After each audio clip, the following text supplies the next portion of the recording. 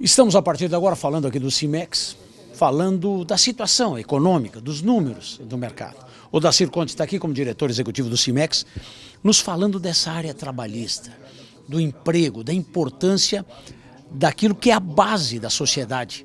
A pessoa empregada que tem o seu salário, ela tem uma certa liberdade, que ela pega o seu salário, toma decisões, ela investe na sua família, na sua capacitação, no lazer, inclusive.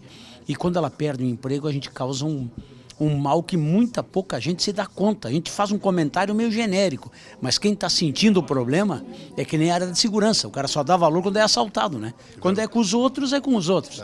Então, essa situação atual de uma demissão praticamente em massa nos últimos anos, né? Isso tem até desestruturado famílias, né, e gerado problemas, conflitos psicológicos muito graves junto à família, junto à sociedade de modo geral.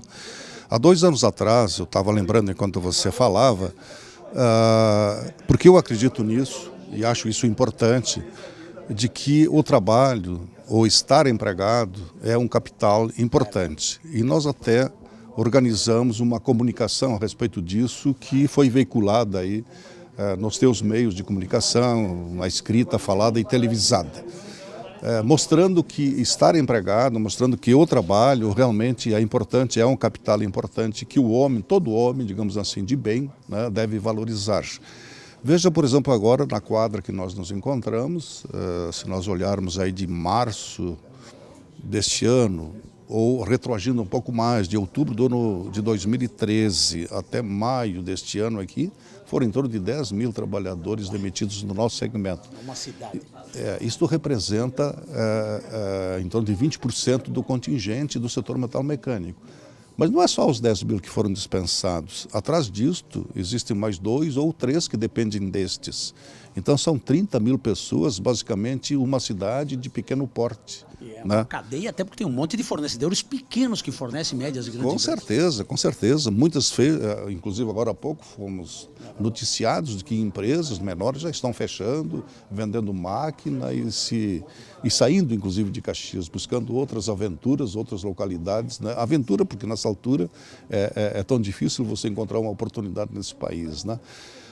De qualquer forma, a situação que nós estamos enfrentando, eu não tenho lembrança, digamos assim, de termos crises assim tão alongadas. Tivemos pequenas crises, sem dúvida, né, de curta duração, mas com uma duração assim tão prolongada como nós estamos vivenciando, realmente eu não recordo. Pior, nós não estamos vendo, pelos contatos, pelas previsões, principalmente no segmento pesado do qual nós estamos inseridos, perspectivas de melhora para este ano.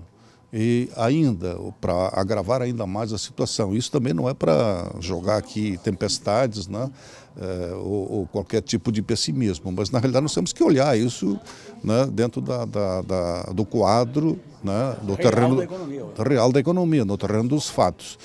Nós não estamos vendo assim perspectivas, esperança para o ano que vem também. Poderá parar de piorar.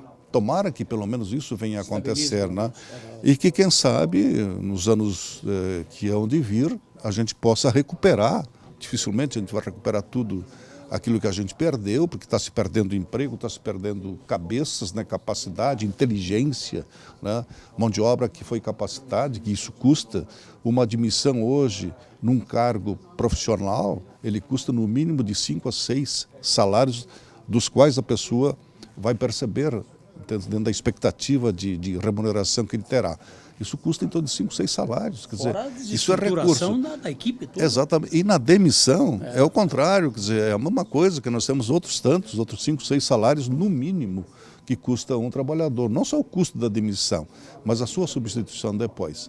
Mas voltando à pergunta que você fez, né, em termos de clima, que isto cria, clima emocional, nós, infelizmente, já nos chegou notícias de pessoas que estão até internadas, entende? Em função dessa situação, de perder emprego, pais de família que têm compromisso familiar com seus filhos e tal, que não tem mais o que comer, entende? Porque não tem mais recursos, acabou-se o fundo de garantia, acabou-se o seguro-desemprego, entende?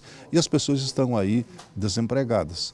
Então, realmente, isto é triste, é ruim, e nos remete, né, este péssimo exemplo que nós estamos vivenciando, né?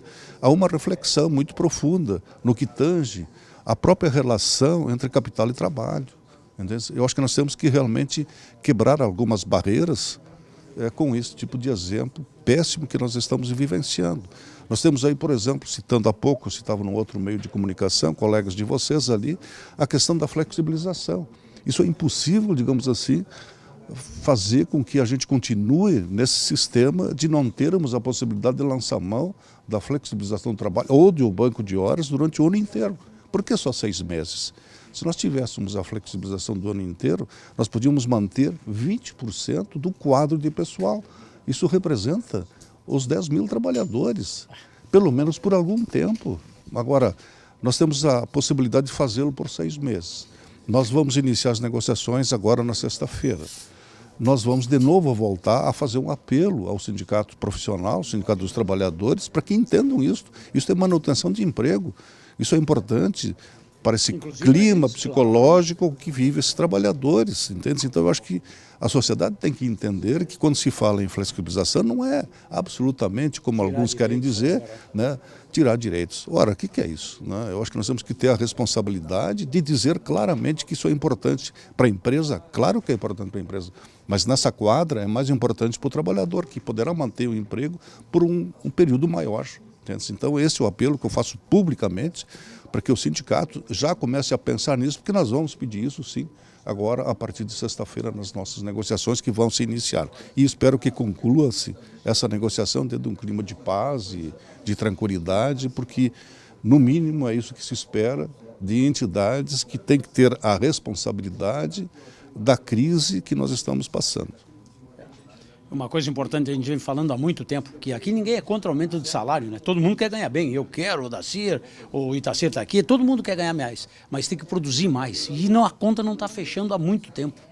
Nós não conseguimos, talvez uma crise dessa mostre um outro lado, inclusive para o empresário e para a comunidade, que a gente vai ter que aprender a produzir mais, a render mais para poder ganhar mais. Não tem milagre, não tem alguém que vai trabalhar para pagar melhor a gente. Nós temos que produzir e sobrar um pouquinho para quem está aí gerando emprego na prática. É verdade que nos falta um pouco, e você é testemunha disso também, você teve a oportunidade de nos acompanhar numa missão, nos falta um pouquinho de tecnologia também. Ela tem que ser, digamos assim, adquirida se nós não conseguimos produzi-la aqui dentro num espaço curto. Nós precisamos um pouco mais de tecnologia para que a gente consiga uma produtividade melhor. Mas não é só isso. Nós precisamos também fazer com que, com as mesmas pessoas empregadas, nós consigamos fazer mais. Isto é produtividade. Hoje há muito desperdício, não só de matéria-prima, como também de tempo. Nós não conseguimos, digamos assim, ainda, nós estamos conseguindo adaptar, digamos, o horário, o tempo que nós temos à disposição a uma produtividade maior, a uma produção maior que vai gerar uma produtividade maior com os mesmos recursos. Nós temos que trabalhar um pouco mais, ser um pouco mais, quem sabe até organizar melhor os nossos métodos de produção, os nossos processos de produção, junto com a tecnologia. Mas o homem, no Brasil, infelizmente, ainda, em função talvez até de métodos e processos, não está produzindo tudo aquilo que ele pode produzir. E é só nós sairmos, os maus exemplos até começam, digamos assim, na frente dos nossos olhos. Eu não quero criticar aqui a seara pública, mas por quê? Porque ela está, digamos, às nossas vistas. Eles estão na rua, né? Estão consertando estradas, estão construindo estradas, e nós olhamos assim a ociosidade que existe. Onde tem 6 pessoas trabalhando, podia fazer a mesma coisa com 3. Então isso é realmente desperdício de recurso público, né, e que encarece esse custo do Brasil. Eu acho que se nós começássemos a trabalhar, a olhar um pouquinho mais, digamos assim, o nosso método de produção e o processo de produção, certamente nós poderíamos obter resultados melhores. E dentro da empresa não é muito diferente. Ô Dacir Conte, a gente tem aqui, dá para ficar falando aqui o mês inteiro, que eu tenho de coisa que a gente tem que melhorar como cidadão, até porque a gente tem uma base de educação horrível. Estamos um dos piores países de educação do planeta. Isso, sem base, não dá para fazer as coisas melhor. Alfabetização, tem gente aí que não sabe ler e interpretar texto na faculdade. Não é no bairro carente, não, aqui no centro da cidade. Então está na hora da gente mudar isso. E nós aqui do Canal 4 estamos fazendo isso, levando inclusive a alfabetização, o estudo para melhorar a base das escolas, para a gente ter uma cidade um Estado, um país melhor para todos.